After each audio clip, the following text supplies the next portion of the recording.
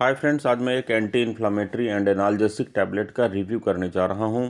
आपके शरीर में होने वाले दर्द और सूजन को कम करने के लिए इस मेडिसिन को लेने की एडवाइस की जाती है। सिस्टाल फोर्ट टैबलेट ब्रांड नेम से यह मार्केट में उपलब्ध होता है। बेस्टोकेम फार्मुलेशंस इंडिया लिमिटेड के द्वारा इसका प्रोडक्शन किया जाता है। कीमत की अगर बात करें तो 10 टैबलेट्स का एक स्ट्रिप मार्केट में 160 रुपीज़ का उपलब्ध होता है। फ्रेंड्स, अगर अभी तक आपने मेरे चैनल को सब्सक्राइब नहीं किया है तो प्लीज़ चैनल को सब्सक्राइब कर लें। बेल आइकन को भी प्रेस करें ताकि आने वाले सारे वीडियोस की नोटिफिकेशंस आप तक आ जाएं और आप मेरा कोई भी वीडियो को मिस ना करें। अगर आपने इस प्रोडक्ट को इस्तेमाल किया है तो आपके क्या क्या एक्सपीरियंसेस रहे हैं कमेंट सेक्शन पर लिखकर मुझे ज़रूर बताएँ। मेडिसिन को अगर आप परचेस करना चाहते हैं तो लिंक डिस्क्रिप्शन में है, मेडिसिन को आप परचेस कर सकते हैं। किसी भी प्रकार की मेडिसिन को परचेस करने में या मिलने में अगर आपको असुविधा हो रही है तो आप स्क्रीन पर दिए हुए नंबर पर कांटेक्ट कर सकते हैं। आपको कोरियर के द्वारा यह मेडिसिन भिजवा दी जाएगी।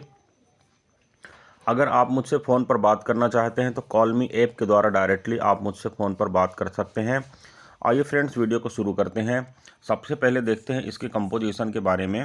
तो फ्रेंड्स, इस टैबलेट में ट्रिप्सिन और काइमोट्रिप्सिन 1 लाख यूनिट की मात्रा में उपलब्ध होता है। अब बात करते हैं फ्रेंड्स इसकी कुछ वैकल्पिक ब्रांड्स के बारे में। तो फ्रेंड्स, फाइब्रोट्रिप डीएस टैबलेट जिसे एल्केमिस्ट साइंस लिमिटेड के द्वारा बनाया जाता है। ट्रिप्सी टैबलेट जिसे mad Manor Organics private limited के द्वारा बनाया जाता है।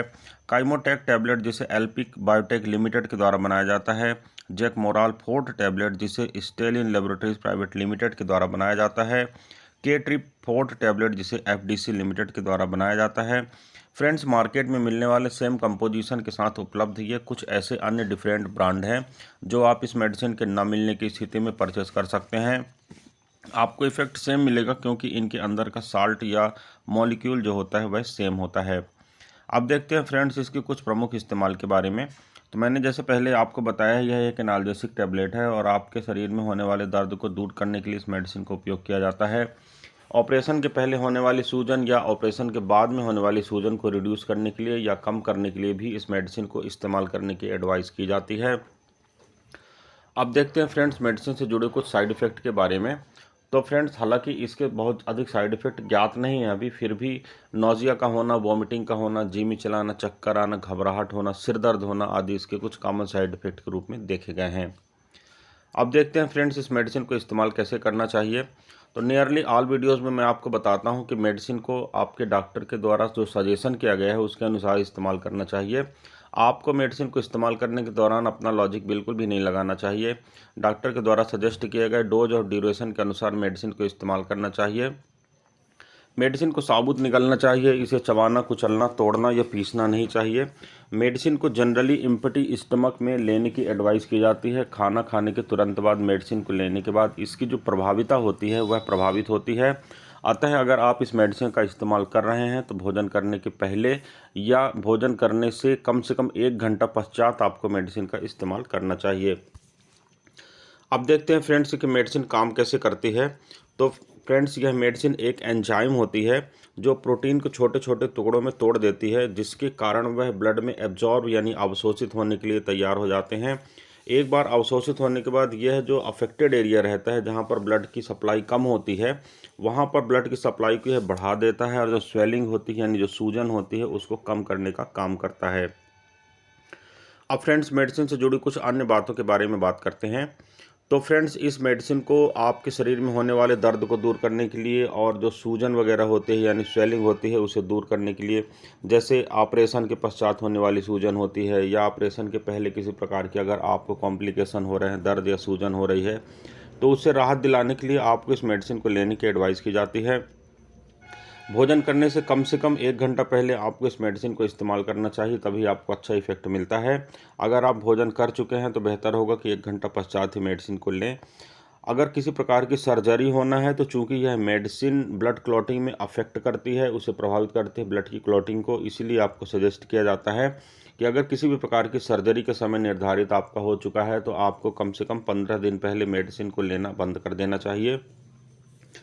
अगर आपको किसी भी प्रकार की लीवर या किडनी से जुड़ी कोई समस्या हो रही है या ब्लड क्लॉटिंग का कोई फैक्टर या मैकेनिज्म आपके शरीर में प्रभावित हो रहा है तो आपको इस बारे में डॉक्टर से परामर्श अवश्य करना चाहिए, क्योंकि जो मेडिसिन होती है वो ब्लड क्लॉटिंग को अफेक्ट करती है और डॉक्टर के द्वारा दी गई अधिक मात्रा में कोई दूसरे प्रकार की मेडिसिन आपके क्लॉटिंग मैकेनिज्म में गंभीर दुष्परिणाम ला सकती है। इसलिए आपको इस बारे में उचित परामर्श अवश्य करना चाहिए। मेडिसिन अगर कोई भूल गए हैं या निश्चित समय पर नहीं ले पाए हैं तो जितना जल्दी हो सके आपको मेडिसिन को ले लेना चाहिए। परंतु अगर निश्चित जो खुराक है अगली मेडिसिन का, अगर वह समय नज़दीक पहुंच गया है तो आपको मेडिसिन की डोज को डबल नहीं करना चाहिए, निर्धारित समय वाली मेडिसिन की डोज को लेना चाहिए और पिछली जो छूटी हुई खुराक है उसे पूरी तरह से छोड़ देना चाहिए। मेडिसिन का जिस दौरान आप इस्तेमाल कर रहे हैं तो अल्कोहल या किसी प्रकार की नशे की सामग्री का आपको इस्तेमाल नहीं करना चाहिए, इसके परिणाम गंभीर हो सकते हैं।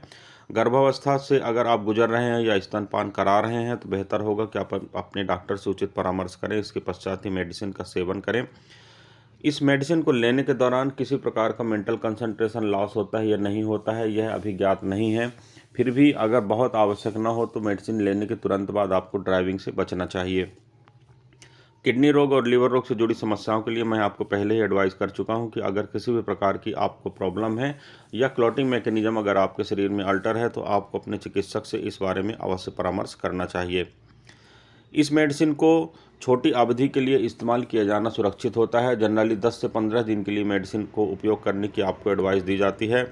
जब तक डॉक्टर इसकी डोज को आगे न बढ़ाए 15 दिन से अधिक, तब तक लंबे समय तक आपको मेडिसिन का अनुपान नहीं करना चाहिए और जब तक डॉक्टर इसे ना कहे यानी लगभग 10 से 15 दिन तक तो अपने आप मेडिसिन को आपको लेना बंद भी नहीं करना चाहिए।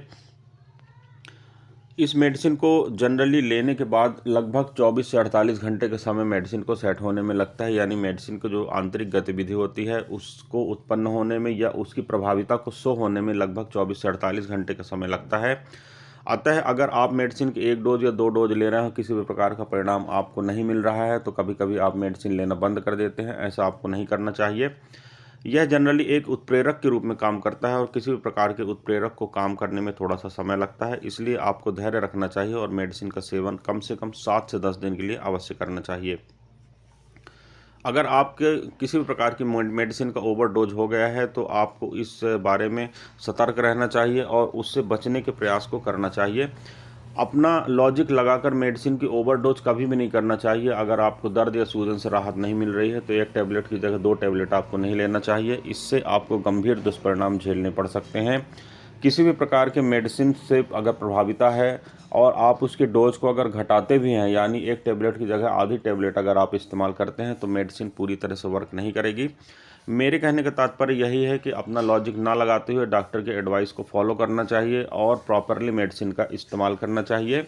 मेडिसिन ओवरडोज या अंडरडोज नहीं करनी चाहिए। अब फ्रेंड्स, अगर मैं एक चीज़ और बता देना चाहता हूँ कि अगर आप इस मेडिसिन से एलर्जिक हैं या इसके कोई भी जो कंपोजिशन होता है इसमें इसके कोई भी कंटेंट से अगर आपको एलर्जी है तो आपको इस मेडिसिन को लेने से बचना चाहिए। और अगर आपको किसी भी प्रकार की गंभीर समस्या है, जैसे हार्ट में प्रॉब्लम है, ब्रेन में प्रॉब्लम है, किडनी या लीवर में प्रॉब्लम है या किसी अन्य प्रकार की समस्या आपको हो रही है, रक्त संबंधी किसी भी प्रकार के विकार से अगर आप पीड़ित हैं तो आपको इस बारे में डॉक्टर से उचित परामर्श करना चाहिए, क्योंकि यह मेडिसिन आपके शरीर में गंभीर प्रकार के दुष्परिणाम डेवलप कर सकती है। गर्भवती अगर आप हैं या गर्भवती बनने की योजना बना रही हैं या लैक्टेशन पीरियड यानी आप दुग्धपान करा रही स्तनपान करा रही हैं तो आपको इस मेडिसिन का इस्तेमाल नहीं करना चाहिए, बचना चाहिए, क्योंकि यह मेडिसिन जो गर्भस्थ शिशु है या जो छोटा बच्चा है जिसे आप दूध पिला रहे हैं तो उसे किसी भी प्रकार का गंभीर नुकसान पहुंचा सकते हैं। इसलिए आपको ऐसी प्रैक्टिसेस से बचना चाहिए। तो फ्रेंड्स, ये था एक छोटा सा रिव्यू मेडिसिन के ऊपर। मैं उम्मीद करता हूँ फ्रेंड्स ये वीडियो आपको पसंद आया होगा। अगर वीडियो पसंद आता है तो प्लीज़ वीडियो को लाइक करें, चैनल को सब्सक्राइब करें। मेडिसिन को आपको सिर्फ वीडियो के आधार पर सेवन नहीं करना चाहिए, यह आपके लिए नुकसानदायक हो सकता है। इस वीडियो में फ्रेंड्स बस इतना ही। किसी अन्य अच्छे इंटरेस्टिंग टॉपिक के साथ आपसे फिर मुलाकात करता हूँ। तब तक के लिए गुड बाय। आपका दिन शुभ हो। जय हिंद।